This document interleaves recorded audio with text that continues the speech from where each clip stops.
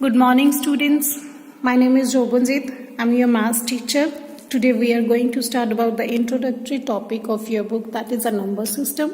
Before starting this number system, I would like to recall your previous knowledge from your 8th standard knowledge. So just have a look this diagram. 1, 2, 3, what do you call? These are known as counting numbers. तो counting numbers को हम लोग बोलते हैं natural number, और अगर इसमें zero include कर दे तो क्या बन जाता है? Whole number.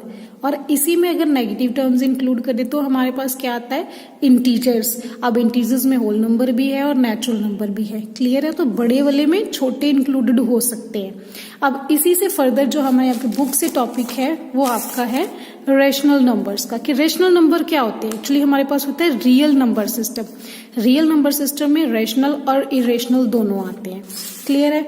अब रेशनल नंबर सिस्टम में क्या होता है? कोई भी ऐसा नंबर जिसको p बाई क्यू की फॉर्म में लिख सकते हैं। क्यू हमारा जीरो नहीं होना चाहिए, और नेक्स्ट कंडीशन क्या है? इंटीजर होने चाहिए और को प्राइम होने चाहिए। बेसिकली बच्चे हम यही कंडीशन यूज करते हैं। p बाई क्यू की फॉर्म में होना चाहिए और डिनोमिनेटर जीरो नहीं होना चाहिए, तो उसको बोलते हैं रेशनल नंबर। लाइक 2/3 -1/2 2/-17। अब न्यूमिनेटर डिनोमिनेटर कुछ भी नेगेटिव पॉजिटिव कुछ भी हो सकता है, कोई कंडीशन नहीं। सिर्फ कंडीशन क्या है कि ये डिनोमिनेटर हमारे पास जीरो नहीं होना चाहिए। अब इसके फर्दर टू टाइप्स हैं, पॉजिटिव और नेगेटिव। अगर तो पॉजिटिव है तो न्यूमिनेटर और डिनोमिनेटर दोनों सेम साइन की होनी चाहिए, सी। और अगर सेम साइन के नहीं है, मीन्स वो ऑपोजिट साइन के है, तो उसको बोलते हैं negative rational numbers. Just numerator negative है, डिनोमिनेटर नेगेटिव है। क्लियर है बच्चे यहाँ तक? अब आपकी बुक में जो टॉपिक दिया हुआ है पेज नंबर 3 के ऊपर है बच्चे, ये उन्होंने बोला हुआ है every whole number is a natural number. अभी मैंने आपको बताया कि जो हमारे ये काउंटिंग नंबर्स हैं 1, 2, 3, 4, इसमें अगर जीरो इंक्लूड कर दे तो क्या बनता है? Whole number. तो उन्होंने क्वेश्चन पूछा हुआ है every whole number is a natural number. No बच्चे, अब इसमें जो है नेचुरल नंबर में जीरो नहीं आ रहा। इट मीन्स जीरो एक ऐसा होल नंबर है जो नेचुरल नंबर में नहीं आ रहा। So this statement is wrong that every whole number is a natural number. Next उन्होंने पूछा है every integer is a rational number. हर एक इंटीजर जो है वो रेशनल नंबर है। अब बच्चे देखो, कोई भी इंटीजर उठा लो आप, just have a look. Like मैं एक इंटीजर उठा रही हूँ, से मैंने इंटीजर उठाया -4, ठीक है। अब इसको मैं अगर डिनोमिनेटर में 1 लिख दूं तो कोई फर्क पड़ेगा? नहीं पड़ेगा। तो इट मीन्स किसी भी इंटीजर के नीचे 1 लगा दे तो वो कौन सी फॉर्म में बन रहा है? p by Q. Q condition क्या रेशनल नंबर की? कि ये जीरो नहीं होना चाहिए। तो हमारे पास 1 जो जीरो के इक्वल नहीं है, इट मीन्स हम किसी भी इंटीजर को, कोई भी इंटीजर ले लो बच्चे। अब सी आप उठा रहे हो, लाइक मैं उठा रही हूँ 5 है। 5 एक रेशनल नंबर सॉरी इंटीजर है। 5 के नीचे 1 लगा दूं तो ये क्या आएगा? p बाई क्यू की फॉर्म में बन गया। ऐसे ही मैं कोई भी उठा लूँ, लाइक मैं 7 उठा रही हूँ, 7 के नीचे 1 लगा दूं तो कौन सी फॉर्म में बन गया? p by Q. और q दोनों का जीरो नहीं है, तो ये क्या हो गए? Rational numbers. क्लियर है? तो मतलब every integer is a rational number, ठीक है, कि हर एक इंटीजर जो है वो रेशनल नंबर है। बट इसका कॉन्वर्स ट्रू नहीं है। कॉन्वर्स का मतलब है every rational number is not an integer. अब देखो बच्चे, उसमें क्या है? हर एक जो रेशनल नंबर है वो इंटीजर नहीं होता। मैं कोई भी रेशनल नंबर उठा लो, ये मेरे पास क्या है? रेशनल नंबर है। क्यू जीरो नहीं होना चाहिए p बाई क्यू की फॉर्म में, but this is not an integer. ये z का साइन इंटीजर के लिए यूज किया जाता है, आई यूज किया जाता है इंटीजर्स को लिखने के लिए। क्लियर है? उसके बाद उन्होंने पूछा हुआ थर्ड प्रॉब्लम है every rational number is an integer. अभी हमने डिस्कस किया कि जो इंटीजर रेशनल नंबर हो सकता है, क्योंकि इंटीजर के नीचे 1 लगा दो रेशनल बन जाएगा, बट रेशनल जो है वो इंटीजर नहीं हो सकता। इसके फर्दर बेटा एक और प्रॉब्लम है आपकी बुक पे दी हुई, like every whole number is a natural number. Just have a look. See, not every. Here is the problem, that is 0 is a rational number. 0 हमारे पास रेशनल नंबर है?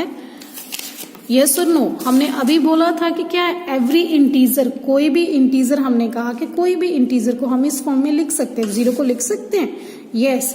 0/1 लगा दो, 0/7 लगा दो, डिनोमिनेटर तो कुछ भी हो सकता है ना।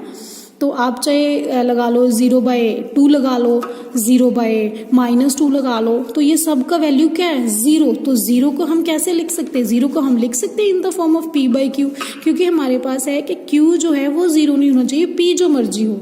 ठीक है। तो इट मीन्स जीरो जो है that can be a rational number, zero can be a rational number, ठीक है। उसके बाद बेटा आपका ये टॉपिक है every natural number is a whole number, हर एक नेचुरल नंबर होल नंबर है।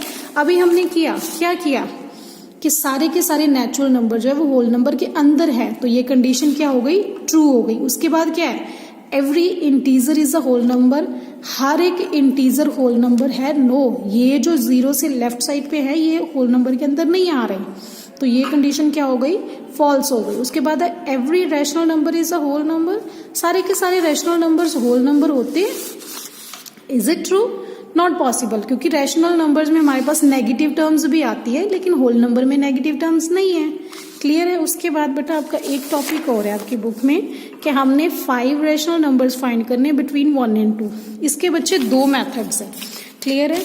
अब 2 मेथड्स में क्या क्या मेथड्स है हमारे पास, जस्ट हैव अ लुक। एक हमारे पास है 1 और एक है 2, इसके बीच में हमने 5 नंबर्स जो है वो फाइंड आउट करने हैं। क्लियर है। अब एक तो मेथड ये है कि जो भी ये 2 टर्म्स हैं इनको आप ऐड कर लो, 1 + 2 और इसका हाफ कर दो, 2 से डिवाइड कर दो। ऐसे क्या होएगा, 2 से आपके पास 3 बन जाएंगे। अगर आप इन दोनों का करोगे तो यहाँ पे भी एक टर्म आ जाएगी, इन दोनों का करोगे यहाँ पे भी। लाइक ये हमारे पास बन गया 1, 3/5, 3/2 एंड 2। अब इन दोनों का करोगे 1 एज इट इज आएगा, 3/2 एज इट इज आएगा एंड ये 2 आपका एज इट इज आएगा। इन दोनों को ऐड करोगे ना, 1 + 3/2 और इसका हाफ, इन दोनों को करोगे क्या आएगा, 3/2 + 2 और हाफ। तो ये क्या आ जाएगा, 1, 2 + 1 3, ये 3/2 है ना हमारा, तो 2 + 2 + 3 इज 5/2, ये डिनोमिनेटर का 2। क्लियर है। तो 3/2 ये हो गया, 2 + 3 7, सॉरी 4 + 3 7/2 और ये डिनोमिनेटर का 2। तो क्या आ गया, 1 और 5/4, 3/2 एंड 7/4 और 2। तो ये हमारे आ गए 1, 2 और 3 आ गए। तो हमें चाहिए टोटल 5। अब फर्दर इनका, इसका हाफ कर दो, इसका कर दो, इसका कर दो, आपको जितने भी चाहिए। अभी हमें 2 और चाहिए तो आप इन दोनों को यूज कर लो, इसका और इसका ऐड करके हाफ कर दो, आपके पास वैल्यू आ जाएगी। क्लियर है बच्चे। इसका दूसरा मेथड जो है वो हमारे पास क्या है कि अगर 1 और 2 के बीच में हमें 5 टर्म्स चाहिए तो जितनी चाहिए उसमें 1 ऐड कर दो, ये आपका डिनोमिनेटर होना चाहिए। तो हमने क्या किया, इसका डिनोमिनेटर 6 लाने के लिए मुझे नीचे 6 लगाना पड़ेगा। अगर 6 लगाया तो 6 से मल्टीप्लाई करना पड़ेगा। तो सेम प्रोसीजर मैं यहाँ पे अडॉप्ट करूंगी। मेरा आ गया वो 6/6 एंड 12/6। अब इसके बीच में जो है हम कितनी टर्म्स ऐड कर सकते हैं, 7, 8, 9, 10 और 11। ये हमारी 5 टर्म्स आ जाएंगी जो बिटवीन 1 और 2 है।